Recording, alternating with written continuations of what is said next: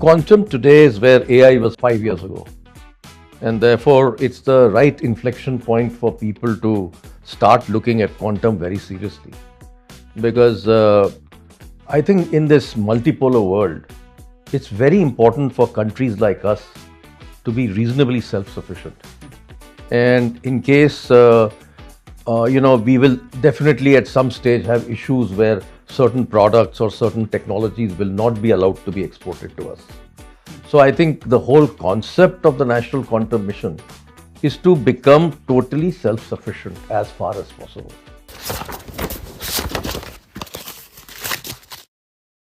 India is at a unique inflection point in quantum technology. In fact, last 2 years we discussed a lot on AI, but this year probably the quantum would become very significant phenomena. And in various countries, if you look at, India has taken a lot of significant stride in quantum technology by one is putting the larger mission together, building those capabilities, focusing on research, and at the same time focusing on productization and commercialization of those efforts as well. Right? And we thought about putting together this podcast series to look at this quantum advantage of the country, but also look at the security, privacy, and more important, resiliency part of it. There's no better person to discuss and deliberate on India's overall standing on quantum technology as of now and the future from now, and why the quantum resiliency becomes very important. So, welcoming Dr. Ajay Chaudhary, co-founder of the SCL and also the chairman of National Quantum Mission Board. Sir, welcome to this podcast. Thank you. And would really like to really engage with you to deliberate on and probably get your views on. And this is also kind of a guidance to the larger ecosystem that we as the Data Security Council of India works with, and largely the cybersecurity, privacy, and critical tech ecosystem. So we, as a country, we had quite a good stride that we made in different technology area. Definitely in space sector, in nuclear sector, in bioscience, and probably quantum is one of the important mission that we put together, and we have been taking a lot of effort in that. So how do you see the age of the country in the quantum technology? Well, quantum today is where AI was 5 years ago. And therefore, it's the right inflection point for people to start looking at quantum very seriously. Because I think in this multipolar world, it's very important for countries like us to be reasonably self-sufficient. And in case, we will definitely at some stage have issues where certain products or certain technologies will not be allowed to be exported to us. So I think the whole concept of the National Quantum Mission is to become totally self-sufficient as far as possible. And as you have been veteran in India's IT industry ecosystem, and largely those strengths are with us. But now that is, in fact, our goal for 2047 also talks about converting this country economy from services to product economy. Right? From that context, how do you see the effort that we are taking in this area? So the good news is that we have excellent scientists that are working on quantum technology today. And that is the reason for that is that DST prior to the quantum mission also had a program to, promote the whole idea of quantum technology. And as a result, when we started the quantum mission, we had close to 750 to 800 good scientists that were available for us to take forward the mission and to do different parts of the mission in different areas. And very critically, from the day one, we communicated to the scientists that we are looking not just for them to do research, but to actually take product to market. And I think lab to market has been the mantra from literally day one. And already we are starting to see results. And we are also seeing that like many product companies that we see in a quantum technology, most of them are backed by some of the research which is carried by in the universities. Yes, right? definitely. Yeah. Definitely. And now there is also means But probably this is the very unique mission in terms of focus it gives to startup ecosystem. Correct. Right? Absolutely right. So can you just talk about how this is distinct from other technology initiative the government of India until now had, and why the quantum mission is very different from this market ecosystem building perspective, and more importantly from the startup ecosystem? Well, actually, we took a very clear view, as I said, of going from lab to market. And in that effort, corporates and startups make a very important. Without startups, we will not be able to take products to market. That is part one. Part two, startups will also on their own create new innovations, which is absolutely required for open architecture of what we are trying to build. Not everything can come only from research institutions, but research institutions will play a major role in incubating all the startups. So, in the National Quantum Mission, we created a very special startup program, which is totally different from any other startup program. In this startup program, we defined what's the time frame for each decision to be taken. For example, we specifically mentioned that the time from the time you actually put in your application to the time you actually close the decision will be 3 months. Number one. Number two, the other thing that we did was that in all government startup programs, there is a collateral that is required for the funding that is given. In our program, we took a very different approach. We said, this is very science oriented. This needs lot of research. So therefore, more money is required. So the typical 10 lakhs, 20 lakhs, 30 lakhs, 1 crore, 2 crore will not do. We need to provide much larger funds. So we are providing funds from 1 crore to 35 crores, 40 crores also. And in special cases, may even go to 50 crores per startup. But against that, we are not taking any collateral. To enable the government to feel comfortable, we created a very unique concept, which is the typical VC concept, where we said that whenever they go for an exit, they will give the government 30% discount on the valuation at that time. So the government also feels comfortable that there is some need for doing something like this. Yeah, and this is probably the first time happen something like this, and the scale at which it is happening, and we also know the importance why we need to do that, because you rightly said many technology in quantum now it is increasingly becoming a national security play, and some of the expert control is started coming in the quantum technology as well.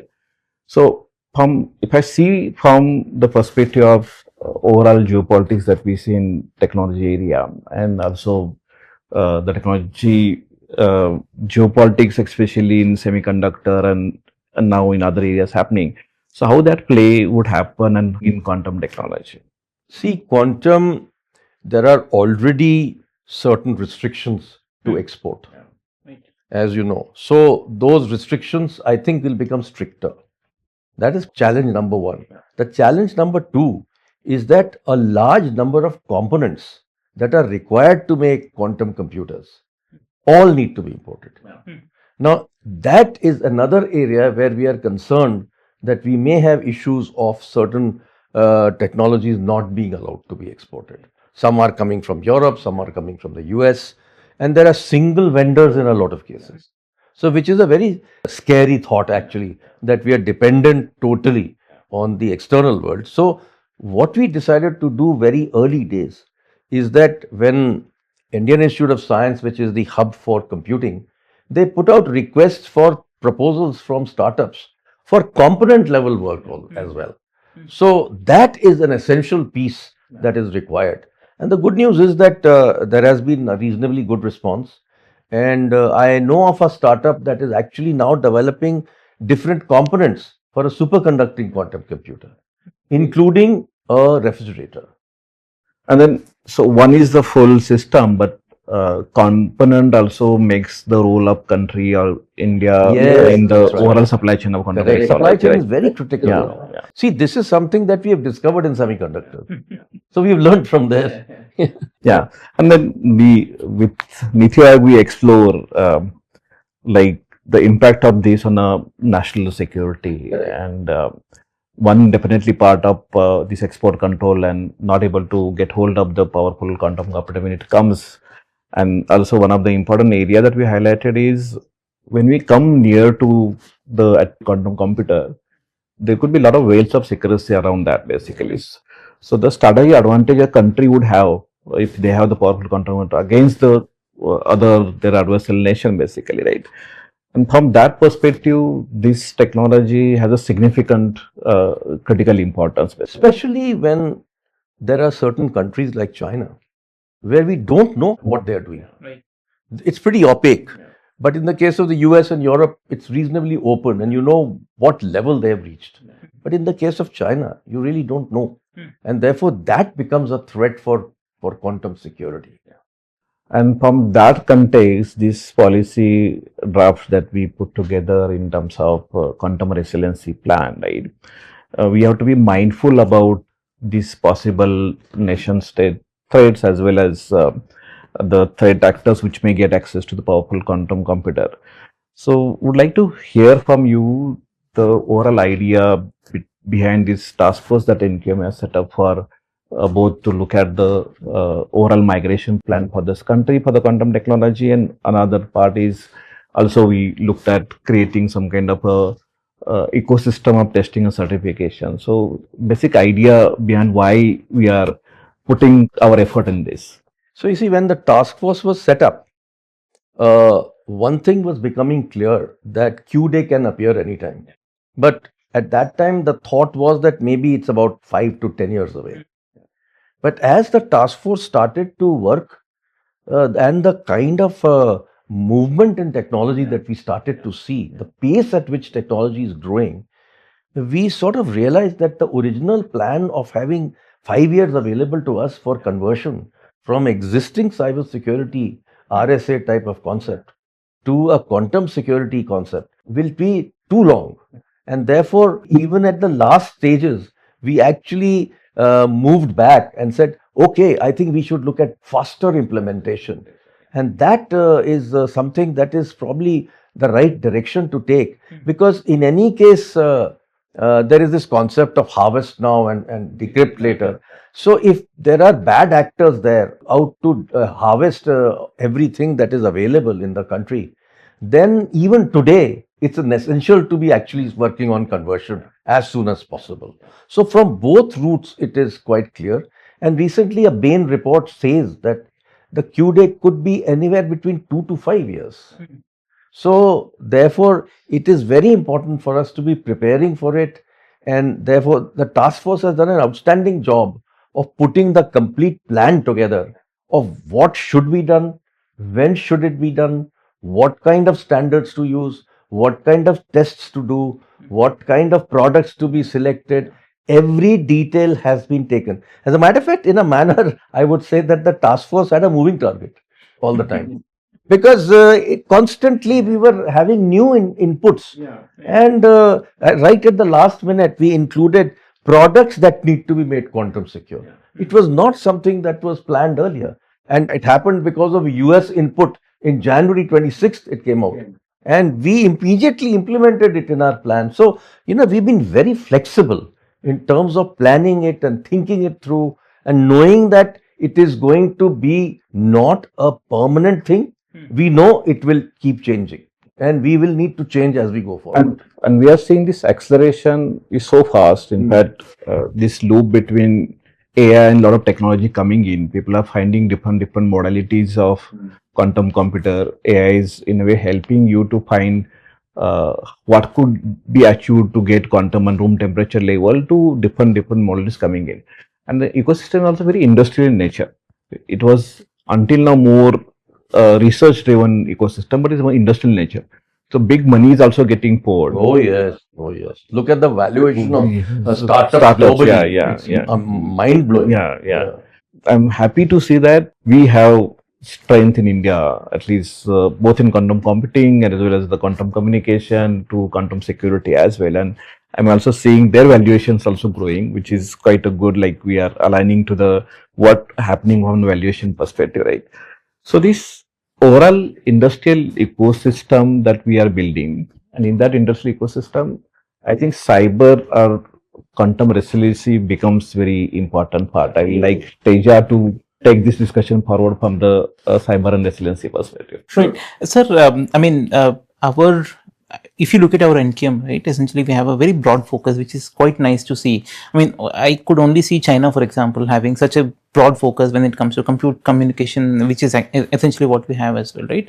So, are there any areas, let's say in the next 5 years, where you feel world should look up to India in terms of as a benchmark in quantum? Are there any areas that you feel essentially we can add substantial value that no one else is doing quantum? I think the area that we have successfully navigated and come to a good situation is quantum communication. Right. And following that will be quantum sensing. Quantum computing will take a little bit more time. But even quantum computing, if you look at it, last year we were sitting at 7 or 8 qubits. This year we'll be sitting at 64. So I think we are making good progress there as well. But on communication, we are pretty much world class. One of the, I was tracking one of the countries, right? Their quantum deployment, their quantum communication deployment. It was very surprising, and actually, it was a proud moment for me to realize that it's actually one of the Indian companies who have supported this country, not just India, right? So, at least in areas of quantum, I think you and Vinayak and me and Dr. Reddy had some discussion.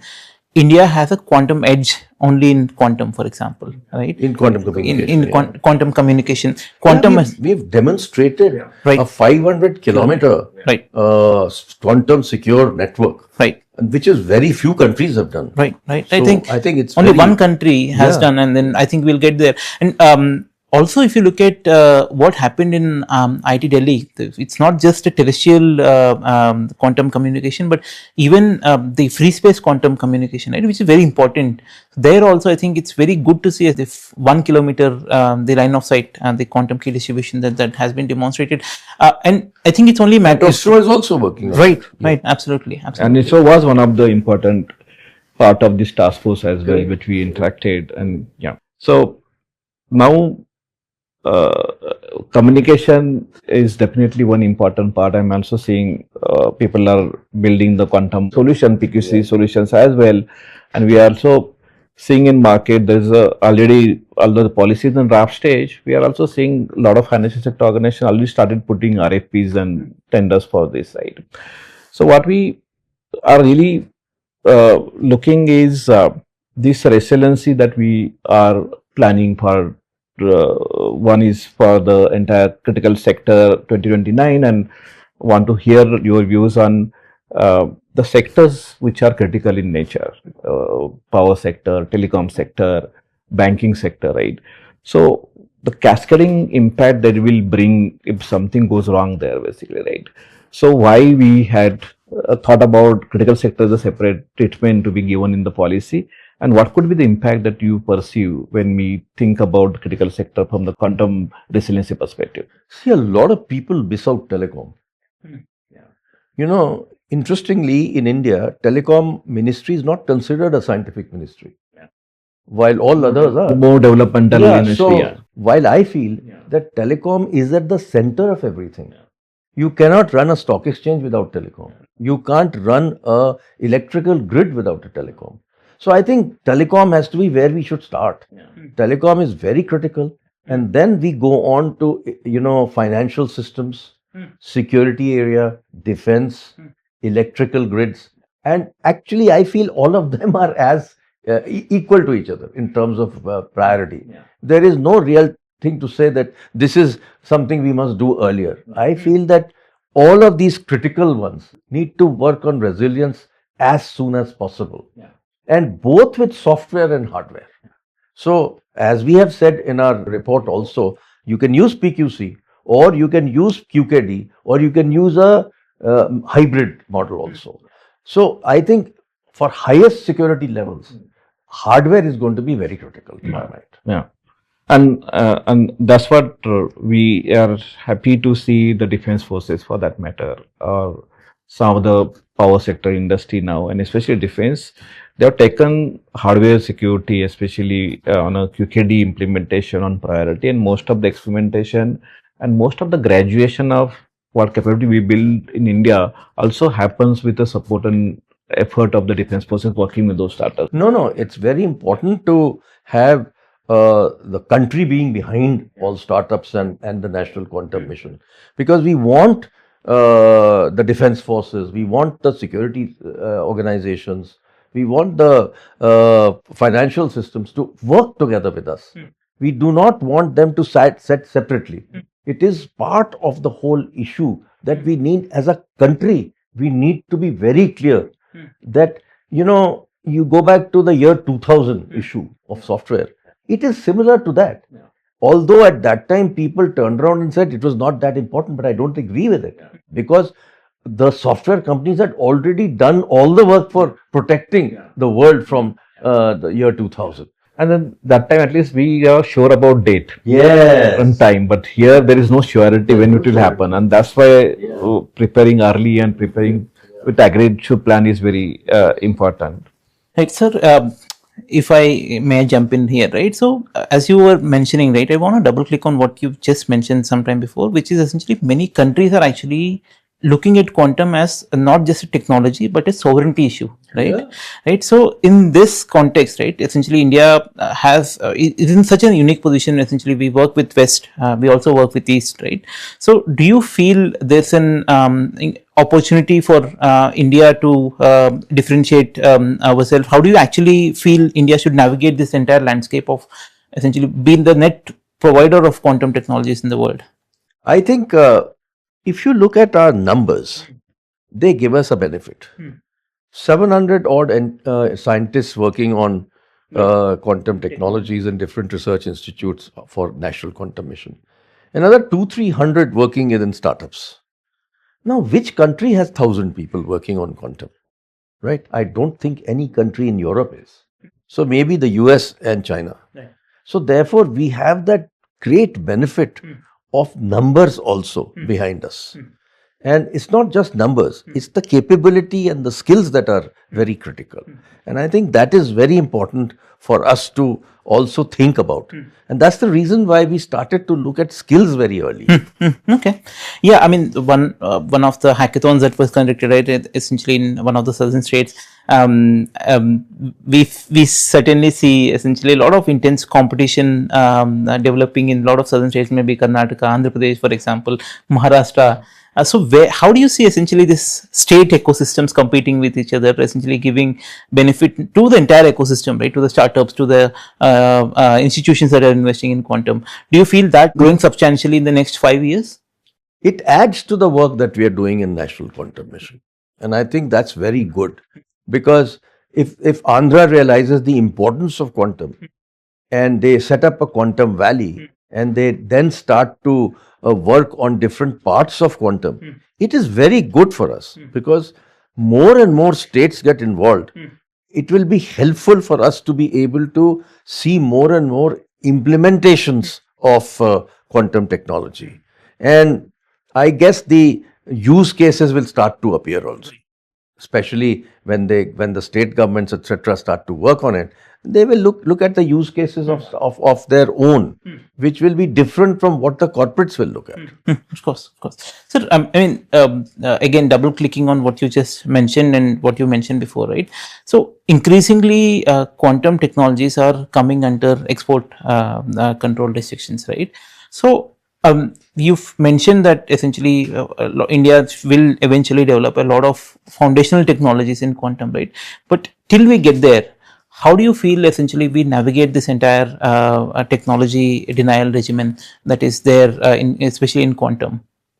Well, when I started out, many countries came to talk to us or for doing work, cooperating with us.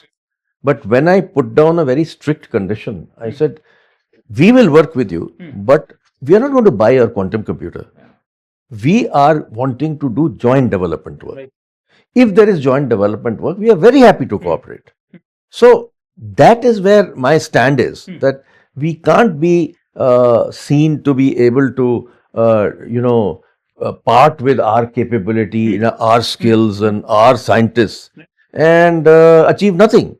So with this, as I said, it's become such a technology sovereignty issue that you can't separate the two issues.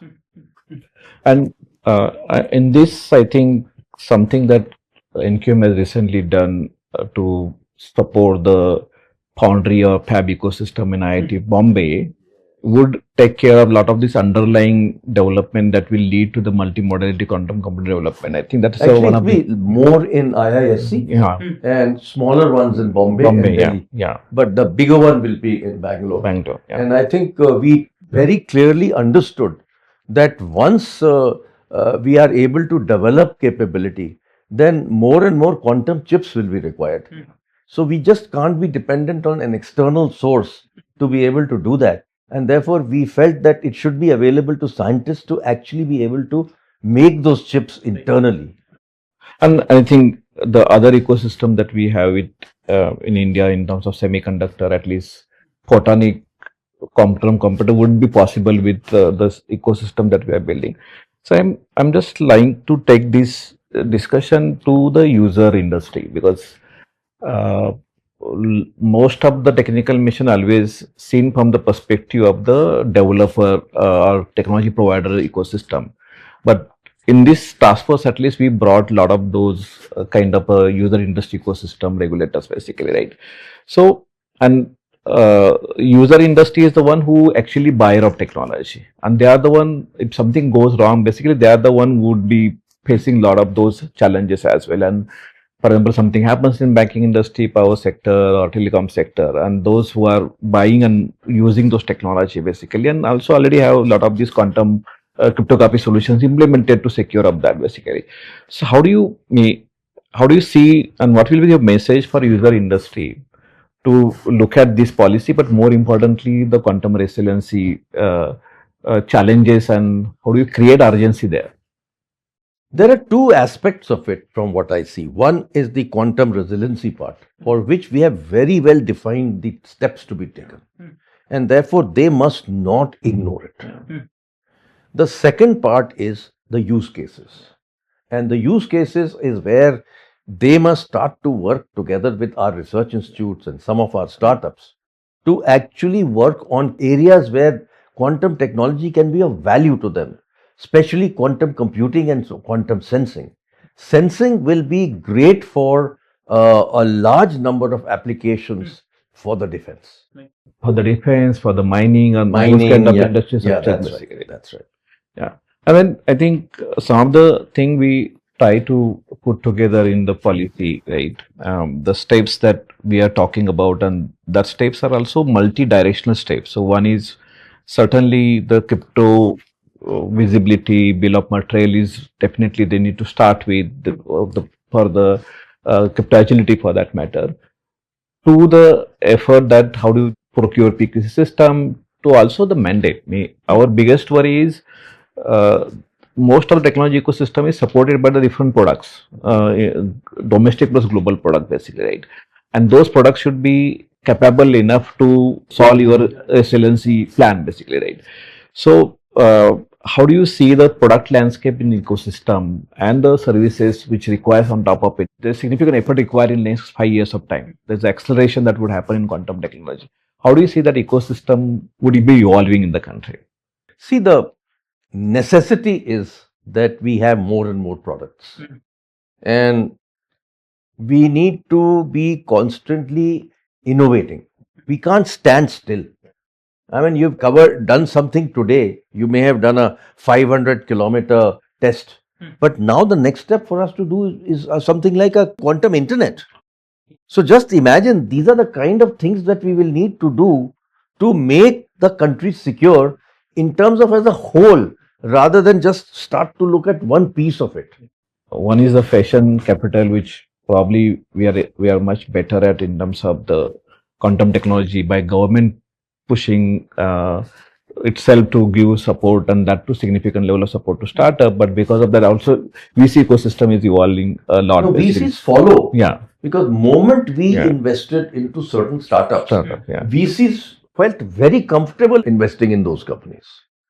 So, sir, one area, and which is tying back to your in support or experience in IT industry, right?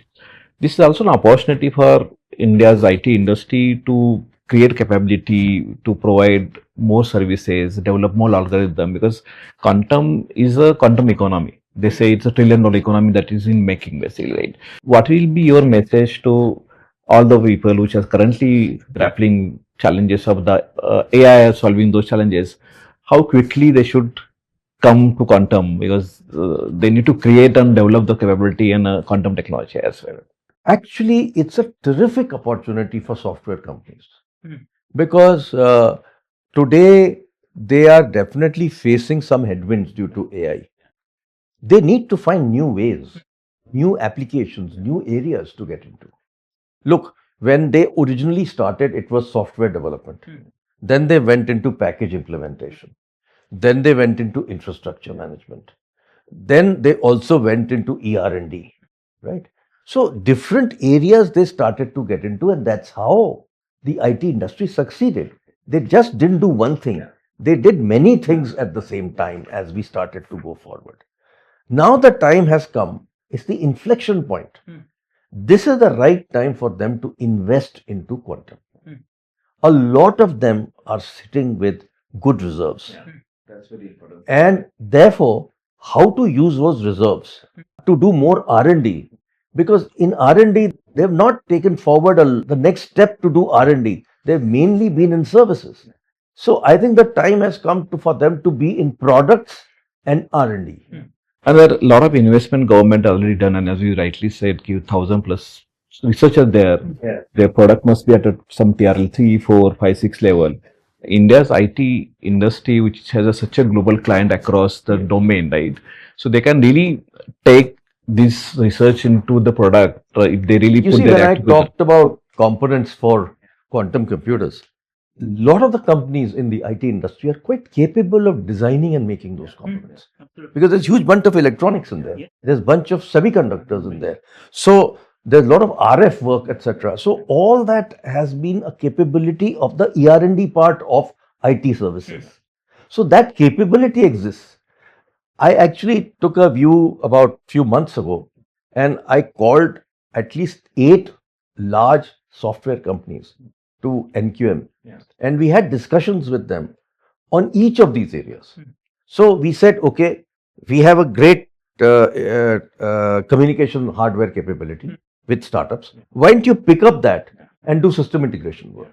So that's completely new area they can open up. It's billions of dollars will be spent by different governments and different countries on resilience. Just the way we are doing it, others are already doing it. So it's a terrific opportunity for our software companies to actually get into that business because they're already into system integration. The second part which I talked to them was do the component level work with us. Pick up a component, pick up one component which is only one source somewhere in the world. And if you make that component, you could become a global supplier of that component. So that is a second opportunity. The third opportunity is to do algorithms, and the fourth opportunity is to actually take a TRL 3, TRL 4 product working, let's say, in ICER Pune, and can you take it to TRL 9 and take it to market? So I was actually telling them, I would love to see a TCS logo on a quantum computer 3 years later. This is something that is a terrific opportunity for the software companies. And therefore, your organization working together with NASSCOM should actually propagate this in a very big way. Because, they're all thinking today, oh God, AI has come, what do I do? No, we can't be sitting like that. We have to think beyond what is available today to the new areas. And if they actually work on quantum, they can dramatically improve their valuations. Because look at the kind of valuations quantum companies are getting today. We're talking billions and billions of dollars. Billions of dollars. 10. And one of the important parts, as you rightly said, so one part is those who are developing these, other part is the user industry, third part is these India's IT industry basically, and then the researcher on the other hand basically, right? The startup researcher, user industry and services industry, if they come together, India can be a very formidable cause from commercial value creation perspective as well, right? Nobody has an IT industry like us. And therefore, you add the IT industry and quantum, you could be quite a force in the world. So, sir, one more important area that want to explore, we'll go to resiliency, but before that, I think quantum and AI, this equation, right? And AI currently still is struggling with the compute, and quantum could provide the necessary competitive UGC get realized in 2 years of time, and quantum could support AI and AI could support quantum as well. And they say कि quantum AI would be taking the paradigm entirely altogether different level. So what is your view on these two technologies supporting and a loop between this quantum and AI will get? See, today there's a lot of work going on in AI, for example, in drug discovery. Normal drug discovery to discover a drug and actually a molecule takes anywhere around 15 years. Yeah.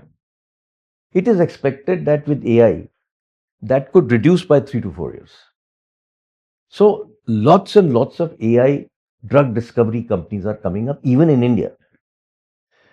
Now, you add quantum to it, and suddenly the ball game changes. Instead of 3 years, maybe we could actually reduce it by 5 years or 6 years. Then just look at the impact on the cost of medicine. Right. Because if it takes 15 years to do R&D and develop molecule, and if it gets reduced to 10 years, it will be dramatic reduction in cost of medicines.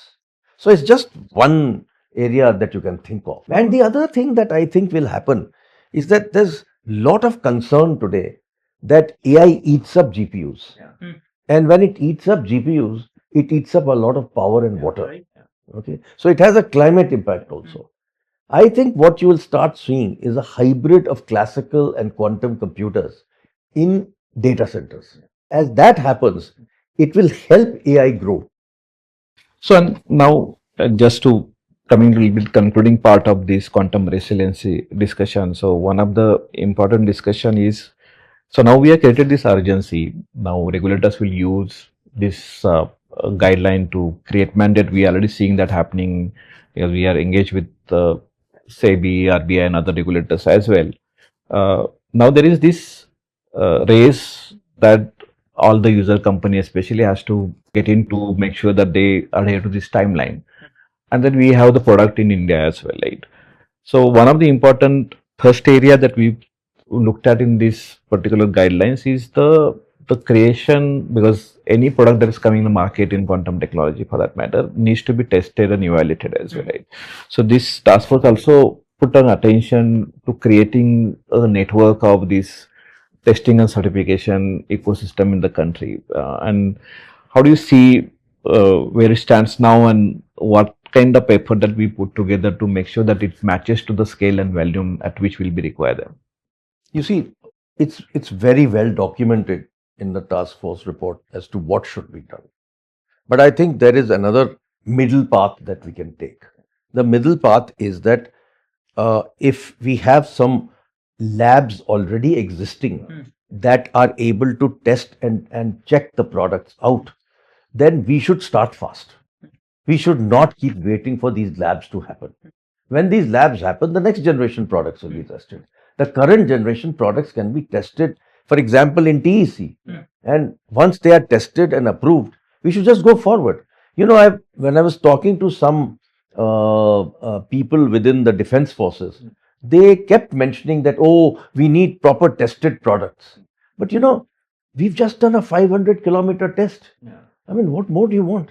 It's already done. And if TEC has already approved similar products, let's get more and more products approved by TEC. And this is a parallel act. And then 1.5 years later, when we have better and better labs available, then we'll do the next generation of product testing. So we should not wait for it to happen on its own. You should be actually starting now. Yeah. And then this task force, the way it is documented, I think this documentation could also create a ecosystem. There's already existing lab like STQC, TEC, there's a telecom security specific labs ecosystem available. So all of them can be gear up to satisfy the quantum resiliency requirement. We should not worry about technologies anymore. I think these technologies have become reasonably stable. Sir, double clicking on resiliency, right? Essentially, India is one of the most digital first economies in the entire world, right? So that opened up a tremendous opportunity for us. But in terms of quantum risk, that also is Yes, significant. bigger risk than ever. Bigger risk than Bigger ever, risk right? than ever. So how do you, I mean, what is that message that you want to give to the, let's say, the board members or the regulators in actually understanding the scale of the quantum risk that India is facing, right? Is there something that you wanted to share with the boards and regulators on what is the kind of threat that they're facing and what is the scale of migration that you'll have to look at? You know, the threat is very straight and simple. The day there is a capable quantum computer sitting in China, their whole system can come down. So that's a huge threat. Now, it's not that it has not happened before.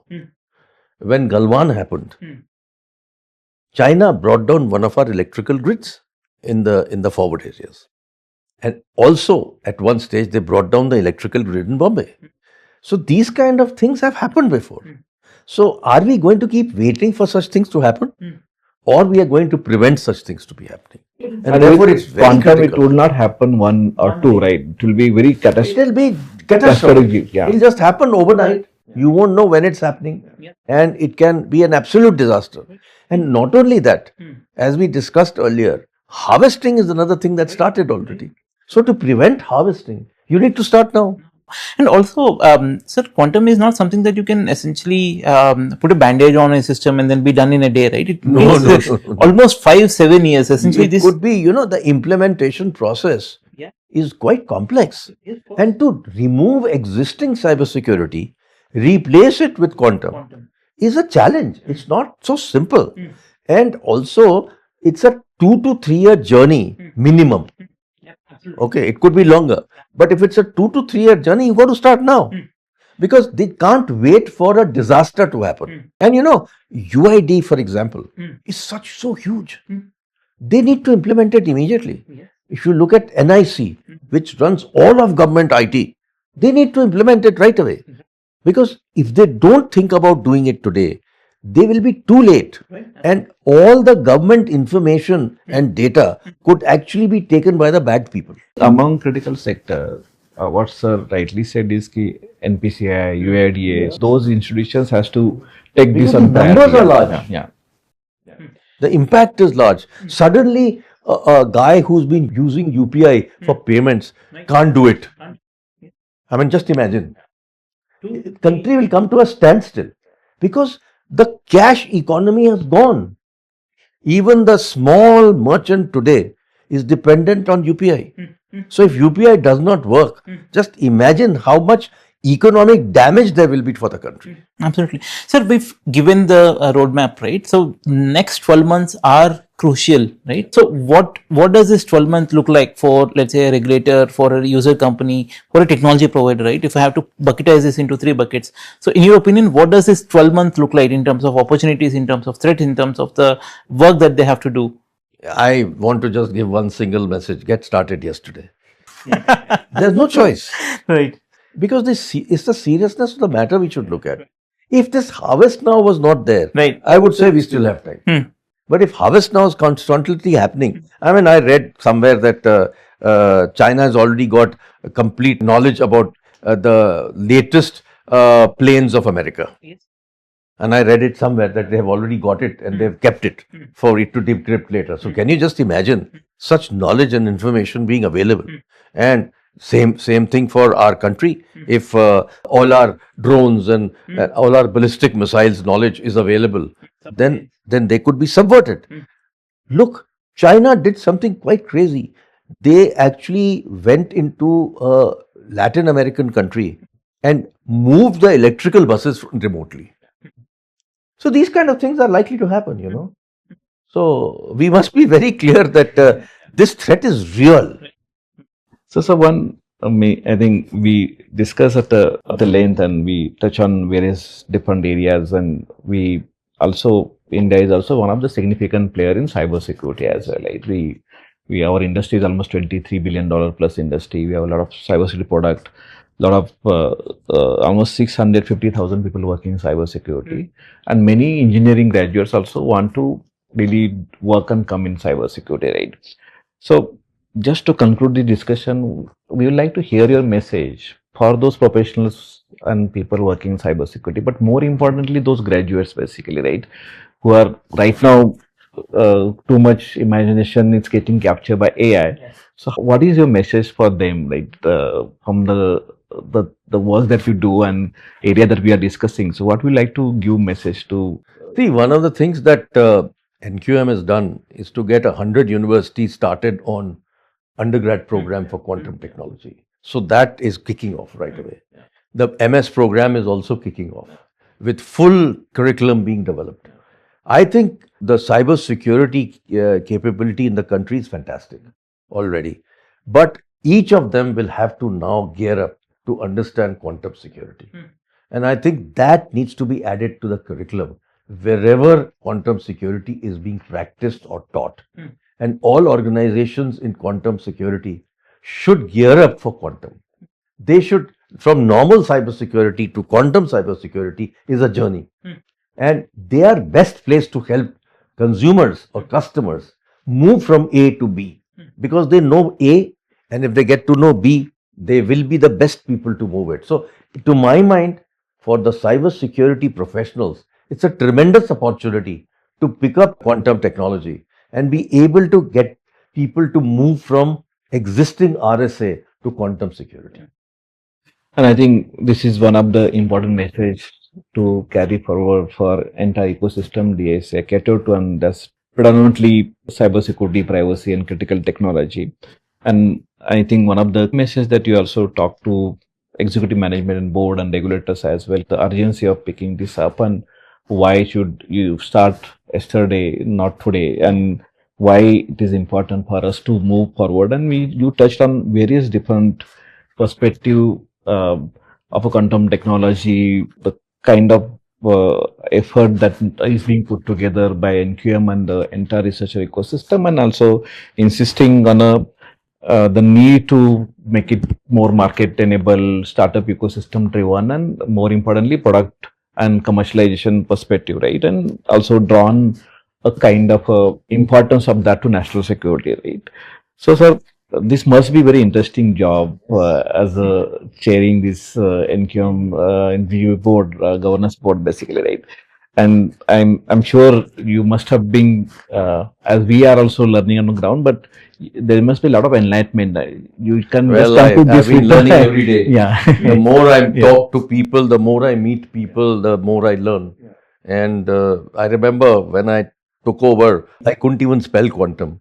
But then I took a view that I must learn very fast. And so I started reading a lot. And then one day I went to Bombay and went and spent time with the professor who was working on quantum computing there. And I said, Vijay, give me a 101 on quantum. And he spent the next 3 hours explaining to me what is quantum. So, you needed to work like that. Fortunately, since I come from both hardware and software background, it was definitely easier for me to understand. But still, I'm still learning. Every day is a learning day. Yeah, and I think that's what we see means we, it's a technical depth and breadth that you achieve, but you also bring a lot of energy and passion and this momentum, sir, right? And that's why all of us and mini ecosystem relate to you. Thank you for driving this mission the way you are driving, sir. And we hopeful to see we achieve quite significant thing. Your guidance has been very crucial and critical for us in this task force and kind of presidency map. But as you rightly said, this is not one is document, but making sure that we are observing and seeing this transition and the migration happens. So we'll continue to seek your guidance. Thank you for your time today, sir. And As I said, it's not business as usual. Sir, it's been a real pleasure hosting you, and thank you so much for your insights. And as Vinayak sir mentioned, essentially, we look forward to working with you closely in making India the quantum nation for the. One question that constantly get asked of me Right. is that India is only spending 6,000 crores, while the rest of the world is spending billions and billions. I say it's not a question of money. It's a question of how you use the money. And India can do it at much lower cost than what the Americans can do. Our costs are much lower. proven in many Yeah, so it's not new. So we created the space industry at very low cost. We created the nuclear industry at lower cost. Now we are creating the quantum industry at a lower cost. That's the same thing. So thank you, sir. Thank you for your time and thank you for all this energy and guidance and the word of wisdom to us as a DSA, but more importantly to cybersecurity ecosystem, user industry, more importantly to board members, visit management regulators as well. Thank you, sir. Thank you for your time. Thank you for calling me. Thank you, sir.